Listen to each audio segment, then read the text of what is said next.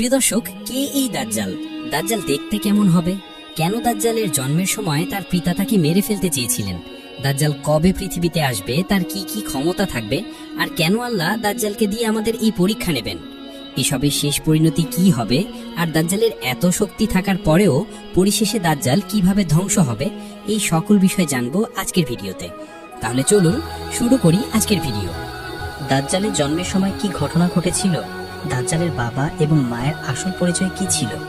এবং তারা কি মানুষ ছিল নাকি অন্য কিছু? শিশু অবস্থায় দাজ্জালের এমন কিছু ব্যবহার ছিল যা জানলে আপনি চমকে উঠবেন। নবী সাল্লাল্লাহু আলাইহি ওয়াসাল্লাম একদিন মসজিদের মিম্বরে উঠে বললেন, মুক্তির দিন। আর মুক্তির দিন কি? এই কথা তিনি 3 বার বলেছিলেন। এটি বলার কারণ কি ছিল?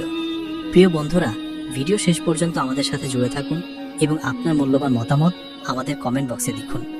দাজ্জালের আবির্ভাব কিয়ামতের অন্যতম বড় নিদর্শনগুলোর মধ্যে একটি। তাই আল্লাহর সব নবী রসুলই তাদের জাতি ও অনুসারীদের দাজ্জালের ফিতনা সম্পর্কে সতর্ক করেছেন। প্রিয় নবী সাল্লাল্লাহু আলাইহি ওয়াসাল্লাম বলেছেন, আল্লাহ এমন কোন নবীকে প্রেরণ করেননি যিনি তার উম্মতকে এক চোখা মিথ্যাবাদী দাজ্জাল সম্পর্কে সতর্ক করেননি। জেনে রেখো, সে এক চোখা, আর তোমাদের প্রতিপালক এক চোখা নন। তার 2 চোখের মাঝে কাফির লেখা থাকবে, যা প্রত্যেক ঈমানদার ব্যক্তি পড়তে পারবে। তিনি আরো বলেছেন যে দাজ্জাল পৃথিবীতে 40 দিন অবস্থান করবে এবং মানুষকে আল্লাহর প্রতি বিশ্বাস থেকে দূরে সরানোর চেষ্টা করবে। এই সম্পর্কে নবীজি সাল্লাল্লাহু আলাইহি ওয়াসাল্লাম বলেন, এর মধ্যে প্রথম দিন হবে একটি বছরের মতো, দ্বিতীয় দিন হবে একটি মাসের মতো, আর তৃতীয় দিন হবে সপ্তাহের মতো, এবং তার বাকি দিনগুলি স্বাভাবিক দিনের মতো হবে। মসিহ দাজ্জাল সম্পর্কে বলা হয়েছে যে তার পিতা ও মাতা 30 বছর ধরে সন্তানহীন ছিলেন। এরপর তাদের একটি একচোখা পুত্র সন্তান জন্ম নেয়, যে ছিল সবচেয়ে ক্ষতিকর এবং সবচেয়ে কম উপকারী। তার চোখ দুটি ঘুমিয়ে পড়ত, কিন্তু তার হৃদয় জাগ্রত থাকত। তার পিতা ছিলেন দীর্ঘকালী মাংসল গড়নের এবং তার নাক ছিল পাখির ঠোঁটের মতো বাঁকানো। তার মা ছিলেন বেশ মোটা ও লম্বা হাত বিশিষ্ট। অর্থাৎ দাজ্জালের পিতা ছিলেন দীর্ঘকালী, কিন্তু শরীরে তেমন মাংস ছিল না, আর তার মা ছিলেন বেশ ভারী, লম্বা হাত ও বড় বক্ষ বিশিষ্ট। এই সন্তান একচোখা অবস্থায় জন্ম নেয় এবং দিনরাত ঘুমিয়ে থাকত। সে খুব সামান্যই দুধ পান করত, যার ফলে তার মায়ের শরীরে অতিরিক্ত দুধ জমে গিয়ে বিষক্রিয়ায় তার মৃত্যু হয়। এরপর তার পিতা ছাগল ও গরুর দুধ খাইয়ে তাকে বড় করতে থাকে। দাজ্জাল সবসময় ঘুমিয়ে থাকত, এমনকি তার পিতা অনেক সময় ধরে ভাবতেন যে সে হয়তো মারা গেছে।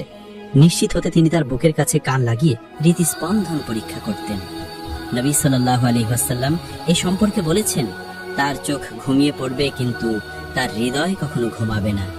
সে ছিল এক প্রকার পক্ষাঘাতগ্রস্ত, যে নিজের জায়গা ছেড়ে নড়াচড়া করতে পারত না। নবী সাল্লাল্লাহু আলাইহি ওয়াসাল্লাম দাজ্জালের চেহারা সম্পর্কে বিস্তারিত বর্ণনা দিয়েছেন। আব্দুল্লাহ ইবনে উমর রাদিয়াল্লাহু তাআলা আনহু থেকে বর্ণিত, একদিন রাসূলুল্লাহ সাল্লাল্লাহু আলাইহি ওয়াসাল্লাম সাহাবাদের মাঝে দাজ্জালের বিষয়ে আলোচনা করে বলেন, মসিহ দাজ্জাল তার ডান চোখে এক চোখা হবে, তার চোখ হবে ফোলানো আঙ্গুরের মতো উঁচু। দাজ্জাল মিথ্যাভাবে দাবি করবে যে সেই আল্লাহ। তার দেখানো নানা চমৎপ্রদ ঘটনা ও মিথ্যা অলৌকিক কাণ্ড দেখে অনেকে বিভ্রান্ত হয়ে তাকে বিশ্বাস করবে। দাজ্জাল মানুষের ঈমান পরীক্ষা করতে বিভিন্ন ধরনের ফিতনা ও প্রতারণার আশ্রয় নেবে। তার সঙ্গে থাকবে জান্নাত ও জাহান্নামের মতো কিছু, তবে যে জিনিসকে সে জান্নাত বলবে সেটি আসলে জাহান্নাম হবে। নবী সাল্লাল্লাহু আলাইহি ওয়াসাল্লাম বলেছেন, আমি তোমাদের তাকে নিয়ে সতর্ক করেছি, যেমন নূহ আলাইহিস সালাম তার জাতিকে সতর্ক করেছিলেন। দাজ্জালের ফিতনা হবে মানব ইতিহাসের সবচেয়ে ভয়ঙ্কর পরীক্ষা, কারণ আল্লাহ তাআলা তাকে এমন সব অতি প্রাকৃত ক্ষমতা দেবেন যা মানুষের চিন্তা শক্তিকে হতবাক করে দেবে। খ্রিস্টানরা মনে করবে যে সেই ঈসা ইবনে মারিয়াম। যখন সে প্রকাশ পাবে, তখন প্রথমে ইরানের আসফাহান নগরী থেকে 70,000 ইহুদি তার অনুসরণ করবে। সে পৃথিবীর এক প্রান্ত থেকে অন্য প্রান্তে বাতাসের গতির মতো দ্রুত ছুটে বেড়াবে, যা দেখে মানুষ আতঙ্কিত হয়ে পড়বে। মানুষ তার ভয়ে পালিয়ে লুকিয়ে থাকবে, কারণ সে পৃথিবীর প্রায় প্রতিটি স্থানে পৌঁছে যাবে। তবে সে মক্কা ও মদিনার সীমানায় প্রবেশ করতে পারবে না, কারণ সেখানকার রক্ষক ফেরেশতারা তাকে সেখানে প্রবেশ করতে দেবে না। মুহজিন ইবনে আদরা রাদিয়াল্লাহু তাআলা আনহু থেকে বর্ণিত, রাসূলুল্লাহ সাল্লাল্লাহু আলাইহি ওয়াসাল্লাম একদিন খুতবায় বললেন, মুক্তির দিন। আর এই মুক্তির দিন কি? এ কথা তিনি 3 বার বললেন। সাহাবারা জিজ্ঞাসা করলেন, হে আল্লাহর রাসূল, মুক্তির দিন কি? তিনি বললেন, দাজ্জাল যখন আসবে তখন সে উহুদ পাহাড়ে উঠে মদিনার দিকে তাকিয়ে তার অনুসারীদের বলবে, তোমরা কি এই সাদা প্রাসাদটি দেখতে পাচ্ছ? এটি নবী মুহাম্মদ সাল্লাল্লাহু আলাইহি ওয়াসাল্লামের মসজিদ। তারপর সে মদিনার দিকে তাকাবে, কিন্তু শহরের প্রতিটি প্রবেশ পথে তলোয়ার উঁচিয়ে ফেরেশতাগণ পাহারা দেবেন। এরপর সে জুরফ নামক অঞ্চলে এক সমতল ভূমিতে অবস্থান নেবে এবং সেখানে তাঁবু স্থাপন করবে। তখন মদিনা 3 বার ভূমিকম্পের মতো কাঁপবে। ফলে শহরের সব মুনাফিক, পাপাচারী নারী পুরুষ দাজ্জালের দিকে বেরিয়ে আসবে। সেটাই হবে মুক্তির দিন, যেদিন মদিনা মুনাফিক ও পাপাচারীদের হাত থেকে মুক্তি পাবে। দাজ্জালের সঙ্গে থাকবে 2টি নদী। একটি সে জান্নাতের নদী বলে দাবি করবে, আর অন্যটি জাহান্নামের নদী হিসেবে পরিচয় দেবে। মানুষ তার তথাকথিত জান্নাতের পানি পান করতে চাইবে, কিন্তু সেটি আসলে জ্বলন্ত আগুন হবে। আর যে ব্যক্তি তার জাহান্নাম বলে দাবিকৃত নদীতে প্রবেশ করবে, সে আসলে জান্নাতে প্রবেশ করবে। আল্লাহ তাআলা তার সঙ্গে শয়তানদের পাঠাবেন, যারা মানুষের সঙ্গে কথা বলবে এবং ভয়ঙ্কর ফিতনার সৃষ্টি করবে।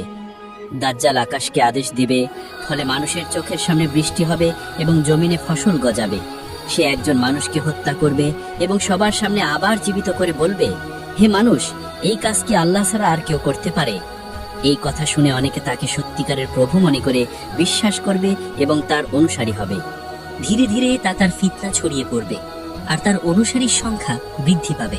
কেবল অল্প সংখ্যক প্রকৃত মুমিন তার ফিতনা থেকে রক্ষা পাবে। তারা সিরিয়ায় জাবাল আর দোখান নামক স্থানে আশ্রয় নেবে। তখন দাজ্জাল তাদের ঘেরাও করবে এবং চরম কষ্টের মুখে ফেলবে। ফলে তারা ভয়াবহ দুর্ভোগের সম্মুখীন হবে। দাজ্জালের প্রধান অনুসারীরা হবে ইহুদি এবং তুর্কি জাতির মধ্যে বেশ কিছু লোক। এছাড়া মরু অঞ্চলের কিছু বেদুইন এবং নারীরাও তার অনুসারীদের মধ্যে বেশি থাকবে। রাসূলুল্লাহ সাল্লাল্লাহু আলাইহি ওয়াসাল্লাম বুঝেছেন, ঠিক 40 দিন শেষে হযরত ঈসা আলাইহিস সালাম পৃথিবীতে অবতরণ করবেন। তিনি হলেন প্রকৃত মসিহ, আর দাজ্জাল হলো পরীক্ষা মসিহ। আল্লাহ তাআলা হযরত ঈসা আলাইহিস সালামকে আসমানে উঠিয়ে নিয়ে গিয়েছিলেন এবং নির্ধারিত সময়ে তিনি পুনরায় পৃথিবীতে নেমে আসবেন দাজ্জালকে পরাজিত করার জন্য। সহিহ হাদিসে এসেছে, হযরত ঈসা আলাইহিস সালাম পৃথিবীতে অবতরণ করবেন সিরিয়ার দামেস্ক শহরের পূর্ব দিকে অবস্থিত সাদা মিনার সংলগ্ন স্থানে। এরপর তিনি ফিলিস্তিনের লুদ নামক স্থানে দাজ্জালকে ধরে ফেলবেন এবং সেখানে তাকে হত্যা করবেন। এভাবে দাজ্জালের চূড়ান্ত পরিণতি ঘটে যাবে এবং তার সৃষ্টি করা ফিতনার অবসান হবে।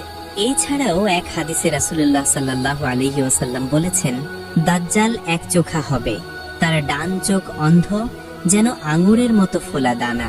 মনে রেখো, তোমাদের প্রতিপালক একচোখা নন। দাজ্জালের কপালে স্পষ্টভাবে লেখা থাকবে কাফির। আশ্চর্যের বিষয়, প্রতিটি মুমিন সেই লেখা পড়তে পারবে, সে শিক্ষিত হোক বা অশিক্ষিত। দাজ্জাল মানুষের কাছে আসবে এবং তাদেরকে ডেকে বলবে, আমার আনুগত্য করো। যারা তার ডাকে সাড়া দেবে, সে তাদের জন্য আকাশ থেকে বৃষ্টি নামাবে, জমিন থেকে ফসল ফলাবে, গবাদি পশু মোটা হবে, দুধে ভরে যাবে। কিন্তু যারা তাকে অমান্য করবে, তাদের এলাকায় বৃষ্টি হবে না, জমিন বন্ধা হয়ে যাবে, পশু শুকিয়ে যাবে। তার হাতে থাকবে এক ধরনের প্রতারণা, তার সঙ্গে থাকবে তথাকথিত জান্নাত ও জাহান্নাম। কিন্তু সাবধান, যা সে জান্নাত বলে দেখাবে সেটাই আসলে জাহান্নাম, আর যা সে জাহান্নাম বলে দেখাবে সেটাই হবে জান্নাত। সে এক যুবককে হত্যা করবে, তারপর আল্লাহর কুদরতে সেই যুবককে জীবিত করবে। তখন দাজ্জাল বলবে, দেখো, আমি মৃত্যু দিতে এবং জীবন দিতে পারি। কিন্তু যুবক দৃঢ়ভাবে বলবে, না, তুমি সেই দাজ্জাল ছাড়া আর কিছু নও, যার ব্যাপারে আমাদের নবী সাল্লাল্লাহু আলাইহি ওয়াসাল্লাম আমাদের সতর্ক করেছিলেন। দাজ্জাল 40 দিন দুনিয়ায় অবস্থান করবে। প্রথম দিন হবে 1 বছরের সমান, দ্বিতীয় দিন হবে 1 মাসের সমান, তৃতীয় দিন হবে 1 সপ্তাহের সমান, আর বাকি দিনগুলো হবে স্বাভাবিক দিনের মতো। রাসূলুল্লাহ সাল্লাল্লাহু আলাইহি ওয়াসাল্লাম আমাদের শিখিয়েছেন, দাজ্জালের ফিতনা থেকে বাঁচতে হলে সূরা কাহাফের প্রথম 10 আয়াত, অন্য বর্ণনায় শেষ 10 আয়াত মুখস্থ করে রাখতে হবে এবং তা পড়তে হবে। এইভাবেই শেষ হবে দাজ্জালের জীবন, যখন আল্লাহ তাআলা ঈসা ইবনে মারিয়াম আলাইহিস সালামকে পাঠাবেন আর তিনি তাকে হত্যা করবেন। এরপর দুনিয়ায় শান্তি নেমে আসবে। প্রিয় দর্শক, দাজ্জালের ফিতনা থেকে রক্ষা পেতে আমরা আল্লাহর কাছে দোয়া করি, হে আল্লাহ, দাজ্জালের ফিতনা থেকে আমাদের হেফাজত করুন, আমাদের ঈমান দৃঢ় করুন এবং রহমতের ছায়ায় রাখুন। আল্লাহ আমাদের সবাইকে নিরাপদে রাখুন।